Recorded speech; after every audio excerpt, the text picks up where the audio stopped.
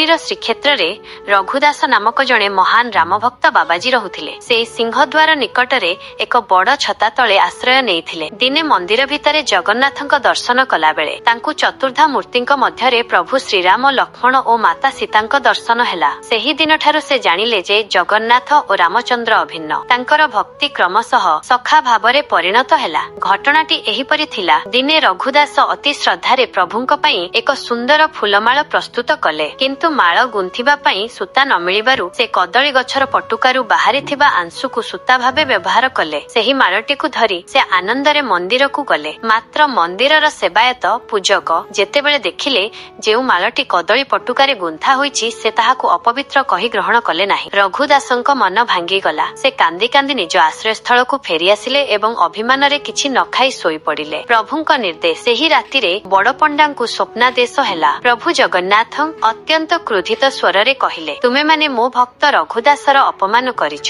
ତାର ସେହି କଦଳୀ ପଟୁକା ମାଳ ମୋ ପାଇଁ ସବୁଠାରୁ ପ୍ରିୟ, କାରଣ ସେଥିରେ ନିର୍ମଳ ପ୍ରେମ ଥିଲା। ସେ ଭୋକ ଉପାସରେ କାନ୍ଦୁଛି। ଯେପର୍ଯ୍ୟନ୍ତ ତାର ମାଳ ମୋ ଗଳାରେ ଲାଗିନାହିଁ, ମୁଁ ତୁମର କୌଣସି ପୂଜା ଗ୍ରହଣ କରିବି ନାହିଁ। ସକାଳୁ ସକାଳୁ ପୂଜକମାନେ ଦୌଡ଼ି ଦୌଡ଼ି ରଘୁଦାସଙ୍କ ପାଖକୁ ଗଲେ।